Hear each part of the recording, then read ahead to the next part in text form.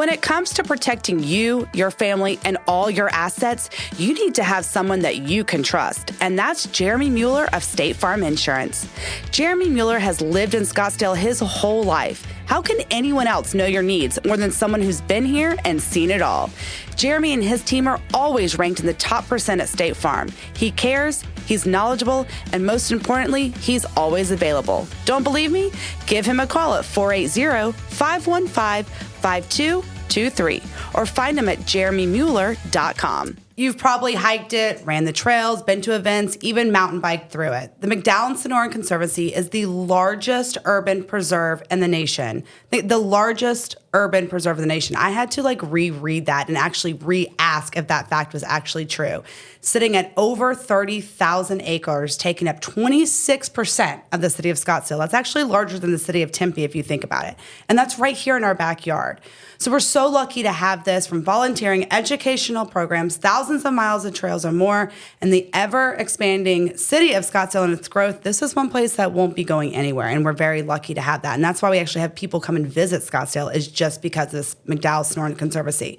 So I'm so excited today to have at the table, we have the CEO, Amanda Hoffman-Handy, who just started earlier this year. So I'm excited to welcome her to Scottsdale on the table here at the podcast, as well as Tyler Chandler, who's the development manager with the Conservancy. And they're here to tell us all about what's going on, how we can help preserve this place, how we can participate, and really just get more involved, because it's here. We might as well use it to our benefit. And let's, use it before all these snowbirds come back, because we love it so much. So Amanda, first of all, welcome to Scottsdale. Congratulations on being the leadership of this amazing organization. I want to hear a little bit about you and your background and kind of how did you get into this? Because we were talking a little bit and you mentioned, I used to take care of elephants. Oh yeah, I have a snake pick in the back of my car. What do you do, Amanda? Thank you so much. I really appreciate the warm welcome. Everyone here in Scottsdale has been tremendously warm and welcoming. So I'm very excited just for the amazing atmosphere alone. So a little bit about me.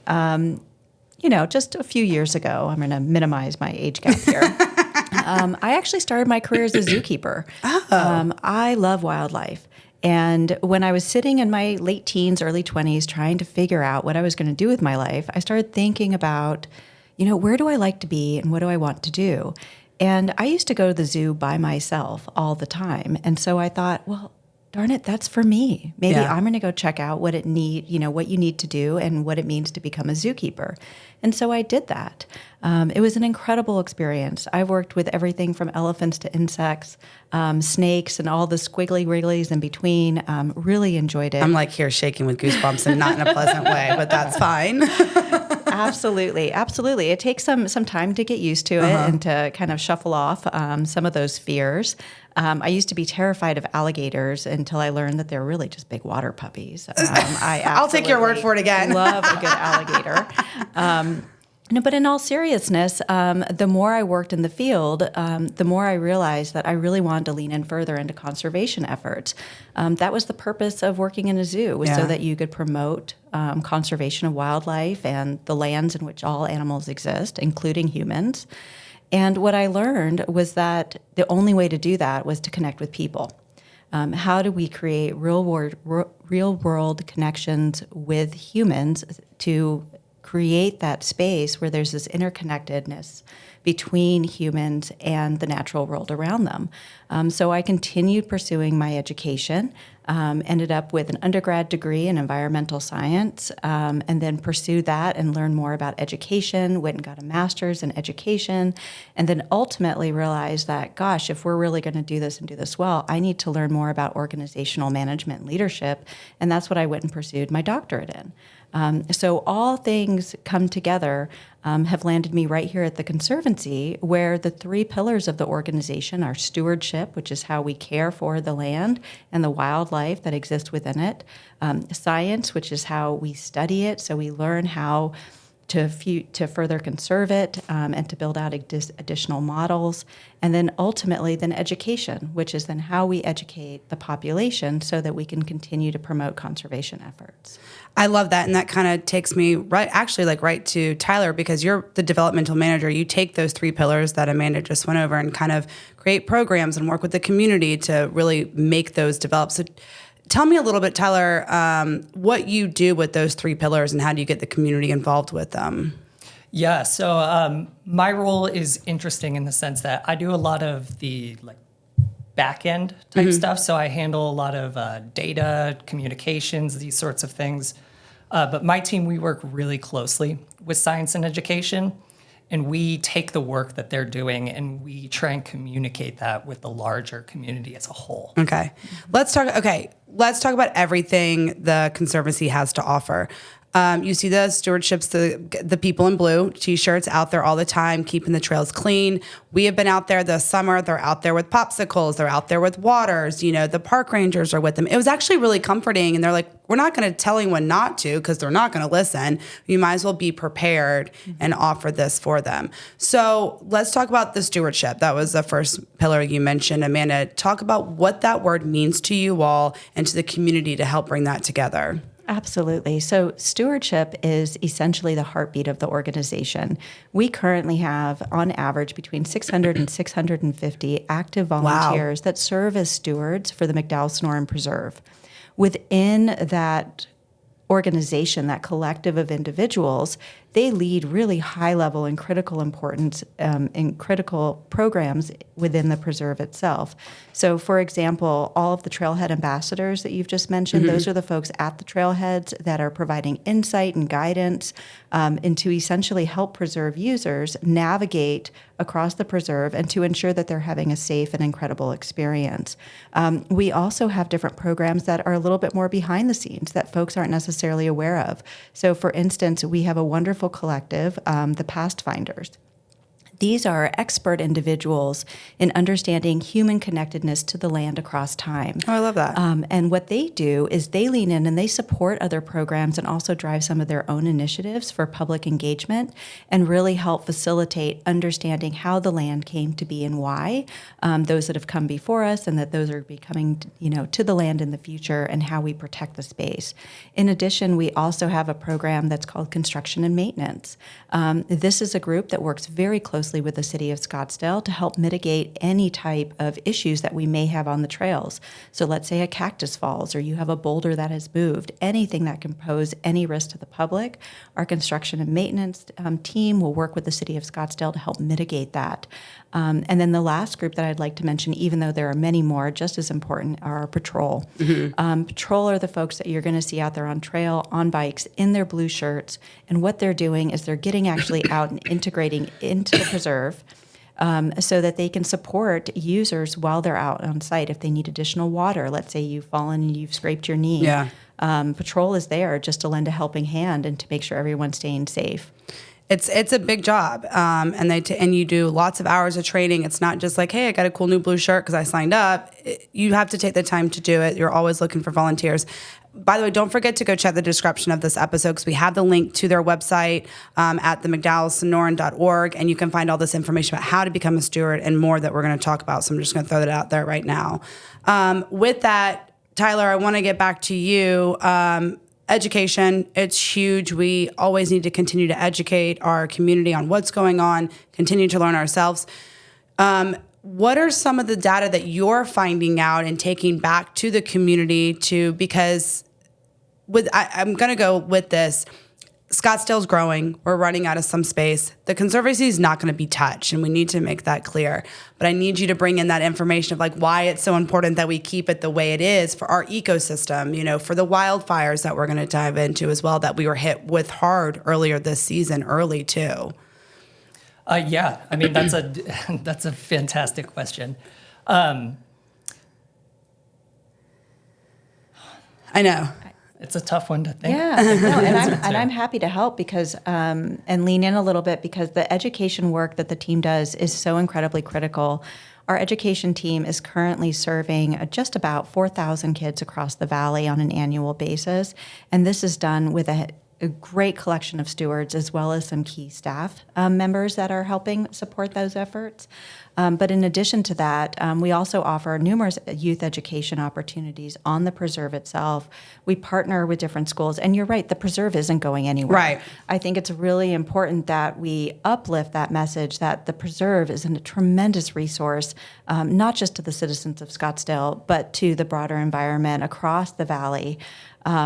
It's pretty remarkable. I mean, Scottsdale has something that is the envy of other cities and organizations across the nation. I mean, we sit at the helm of the largest urban preserve in the country. I still can't get over that. Like when I read that, I did ask you that when you sat down earlier. I was like, in the nation? You're like, in the nation. I was like, the whole United States? You're like, yes, the whole United States. The whole thing. And I think it's also really important to highlight that the planning around how the preserve came to be is equally important, because what we'll see in a lot of parks or other places where there's interface with the human populace is that oftentimes our natural areas become islands. Yeah. And they're not connected. And so what you'll find is wildlife that are essentially trapped on an island when you're dealing with much greater instances of invasive species that will come and really upset the balance within that ecosystem.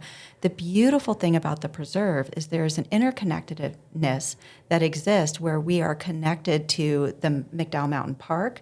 We're also connected to the greater Tonto National Forest. Yeah. And so essentially what that does is creates a highway of sorts for the natural passage of wildlife. And in addition, in areas where there are challenges with human interface, we're already working in partnership with the city of Scottsdale to mitigate those instances. So we have a lot of programs in the scientific space, such as managing our camera traps. We're trying to see and understand how wildlife is moving across the preserve. Okay. And we're also monitoring our invasive species because, of course, then that has a great influence on the wildfire impacts that you mentioned earlier. Yeah. And we had a pretty devastating one earlier this year with the Diamond Peak fire. That was really scary. What do we do? I know that we, like you just kind of mentioned, you work with all these Tonto National Forests with the city of Scottsdale. I know with the we've had the Arizona wildlife fires, fire department on here as well, working together.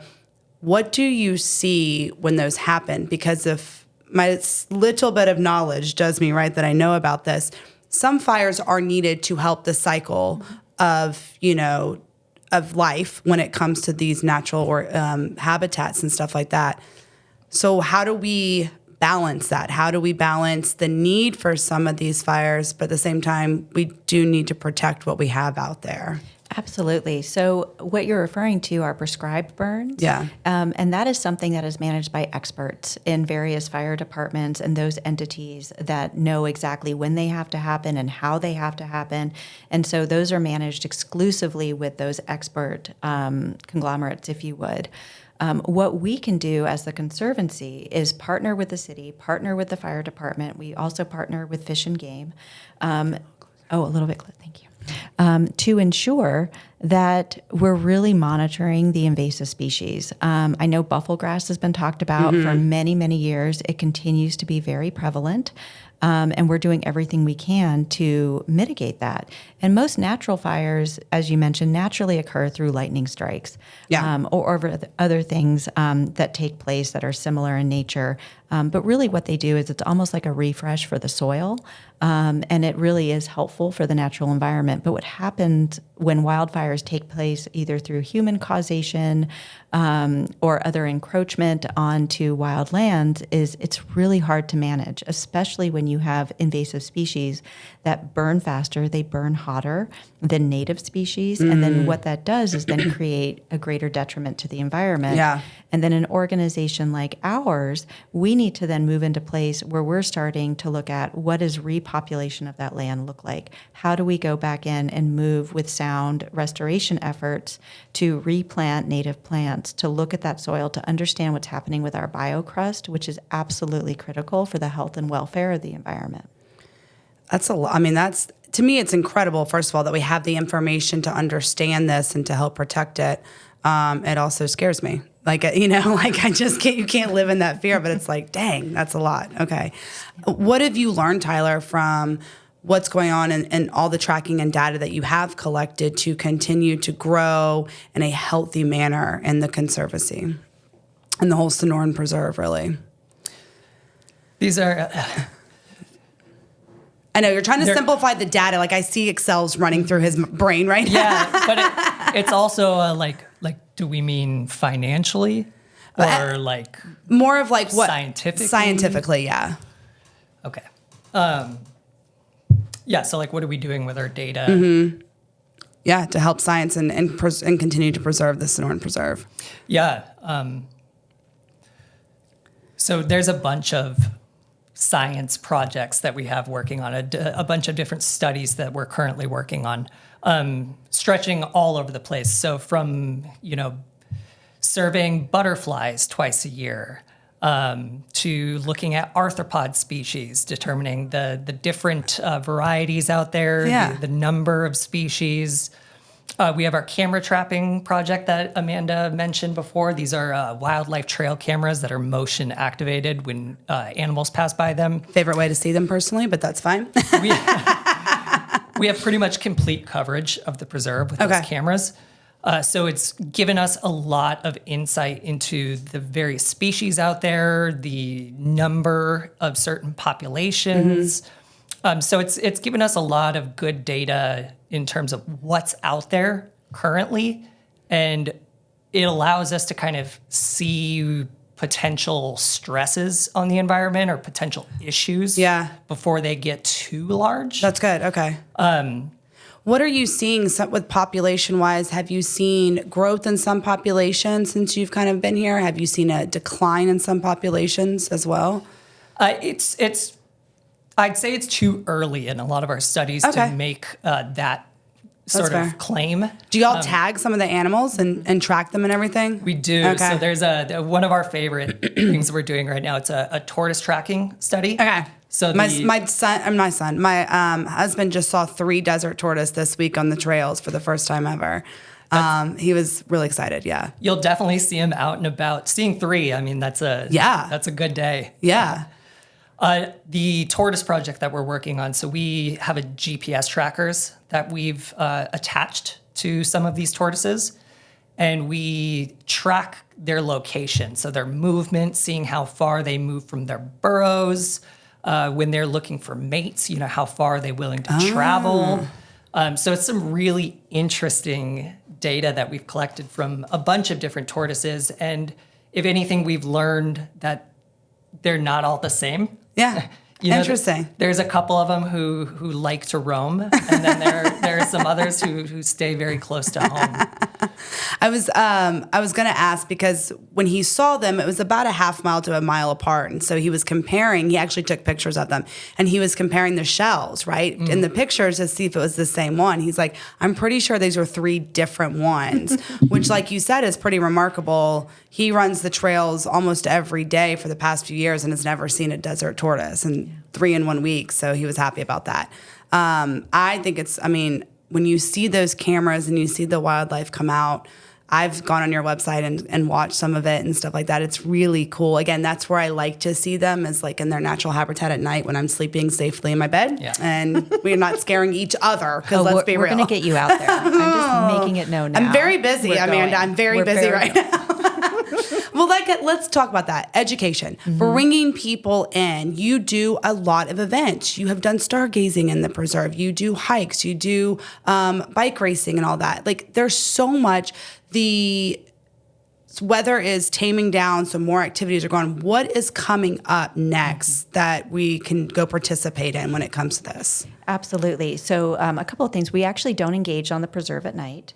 Did y'all not do stargazing stuff at night? We have in the past, a few years ago. Yeah. Okay, so we're not doing that anymore. No. Okay. And part of that is to ensure that the preserve is safe and as natural as possible for the wildlife that exists within it. So we're tending to avoid any of those hours from dusk till dawn out in the preserve, just to keep everything as natural as humanly possible. I will say this. It was like a gateway, right? So it was in the part, you weren't going on the trail. You were in the atrium kind of area where they like the concrete, and they had telescopes set up because it was open air out there. So you could like see the stargazing for a couple things. So that's wonderful. Yeah. Okay. Amazing. That makes more sense. Amazing. But yeah, we do host a lot of activities throughout the year on the preserve across a variety of different trailheads. We actually have an incredible event that's coming up in just a short few weeks. We're going to be opening a new interpretive trail in partnership with the city of Scottsdale. It's the Browns Ranch Trailhead opening, and that'll Love be taking. that trail. Oh, Yeah. It's phenomenal! I know. And just wait till you see the new interpretive section. Yeah, it's incredible. I love it. Incredible experience. We're going to have a ribbon cutting ceremony. Our hope is that the Browns family will also be able to join us as well. So this is definitely a family affair. The city of Scottsdale is tremendously proud of this opportunity, and they should be. It's been a remarkable process. And like I mentioned earlier, our Past Finders team has worked very extensively with the city of Scottsdale to help bring this to life. So that'll be incredible. And the other thing that I would love to share with your audience is we do have a public events calendar. Our stewards put together over 150 different activities over the course of our active season when it's safe to be outside. Which is really not that long, so that's a lot to do. It is. I love that. And there are a slew of different opportunities for folks at all skill levels. If you're interested in just coming out for a walk, we have guided walks. We also have guided hikes. And for those who are interested in cycling, we do have guided bike rides as well. So please visit our activities calendar. I'm sure there is something for everyone. Oh, there is at every age and level of wanting, to be a part of it. That's true. Yeah. It's tremendous. What is the importance of the preserve for us as individuals, our community, our society, and why do the two need to work together to coexist? I think the most important thing to remember, and even I am guilty of it. We get so busy in our day-to-day lives that we just kind of are swept up into the human experience, right? We're going to work every day, we're getting in our cars, we're going home, and just living our lives. But what, at least for me, I will often forget, and I often assume that others do as well, is that we are all part of a larger system. Mm-hmm. And so when we think about our interconnectedness with nature, we look at a remarkable place like the McDowell Sonoran Preserve and think, oh, wow, it's a place where we can really immerse ourselves and become reconnected with the environment. And that's especially important for youth and kiddos. So many kids in an urban environment, we hear, well, what is the desert? And it's like, well, kiddo, you live in the desert. Yeah. And so it's so incredibly important that we all, as unique individuals, having our own lived experiences, that from time to time we reconnect with nature and know that we are part of a much larger system. And it's very, very important to keep nature healthy, because if nature is not healthy, neither are we. Yeah, that's very true. Yeah. With everything that you're seeing, Tyler, what do you want to add to that based off of your knowledge and your experience, being a part of this amazing organization? Yeah, so I'll come at it from a different angle, because the health, whether it be mental or physical, is a huge part of the preserve and why it's so important to our community. But my background is in sustainability, and so coming at it from that kind of scientific angle is the preserve also benefits us on a climate level. Okay. If we were to develop that space, it would be concrete and asphalt, right, which absorbs heat. Mm-hmm. So the preserve existing is also a cooling effect on the city as a whole. So small piece, but it's something that a lot of people don't even consider. Yeah, absolutely. So. And that's why it was so important. I wanted you to say that, because we're always looking for places to build. We are growing, expanding.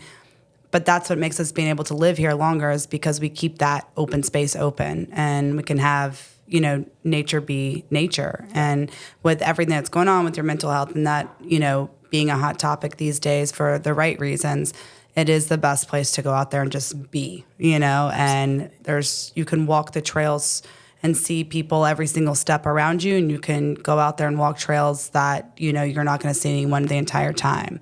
And I think that's great, because you offer, like we said, everything and every ability and every desire to be a part of the community. And I think that's incredible because that's a hard job to do. Amanda, you've only been here for a short while, but tell me, what are you most excited about of joining this organization?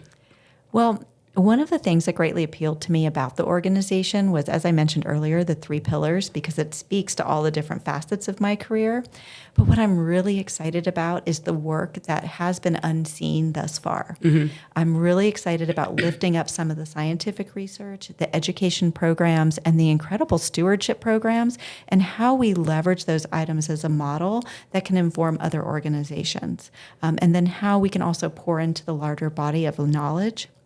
The research that's being done here is so critically important because we are living in one of the harshest environments on the planet. And so if we are having success in our findings and our outcomes from our research and our education programs, all of those learnings can then be adapted and utilized in other spaces who are also up against similar challenges.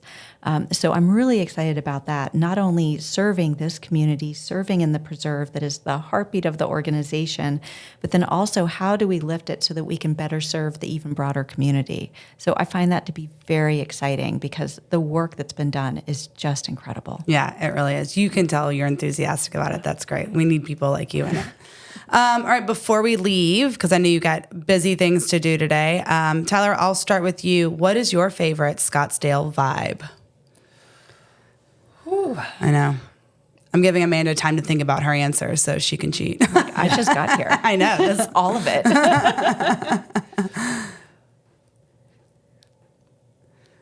There's no wrong answer. That's the Yeah. thing about this. Yeah. I think my favorite Scottsdale vibe is the green belt. Oh, nice. Yeah. So there were a few years I lived, right off the green belt down by Thomas. And it was so nice to just be able to walk down to the corner and you could walk the length of Scottsdale if you Isn't that wanted to. crazy? So, yeah. I love that. Well, I know everything is your answer, but to be more specific, what is one thing that's your favorite Scottsdale vibe? I would say the one thing that I'll phrase it this way, that I'm most looking forward to is really getting to know the whole of the city better. Yeah. Because everything that I've seen so far, I've spent a little bit of time in South Scottsdale, a little bit time near Old Town Scottsdale, and then of course up in North Scottsdale.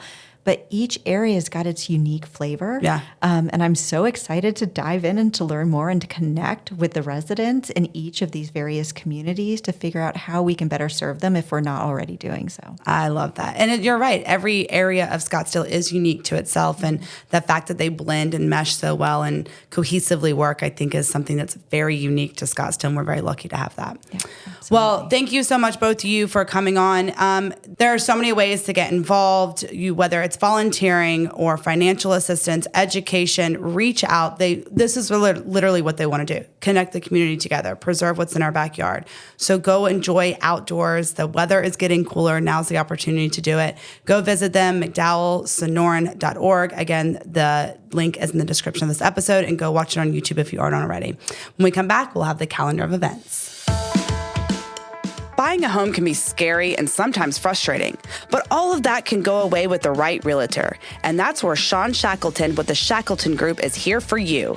Sean has over 25 years experience in real estate. She's here to get you what you want and won't settle for less. She's experienced, knowledgeable, and understands this market, which these days is always changing. Take the stress out of your next home purchase by calling Sean at 480-734-7277. You can also find her at theshackletongroup.com. All right, don't forget to go get your Scottsdale Fashion Week tickets now. They will sell out 4 nights, Thursday through Sunday, September 26th through 29th. Each night's different. Make it a friend's night one night. Make it a date night. Make it just you and another by yourself or another couple. Whatever you want to do, it's having fun. It's entertainment. I highly suggest that you don't want to miss out on this one-of-a-kind event. But there's also some great music coming to town. Bret Michaels. I'm so excited about this. It's coming to Talking Stick. I love when they put on great shows like this. It's happening Friday, September 21st at 8 p.m. Tickets are still on sale, so don't forget to get yours now before it's standing room only. And if Bret Michaels isn't your jam, hello, Elvis fans out there. The ultimate Elvis concert is coming to the Embassy Suites at the Hilton Scottsdale Resort. I'm getting tongue-tied. It is happening on September 20th. Again, just go get your tickets, 7:30 to 9:30. I mean, I would get my impersonation outfit on. I would definitely stretch those hips out, get to swinging. All right, Scottsdale, go have a wonderful week. Keep vibing, and I'll see you around town.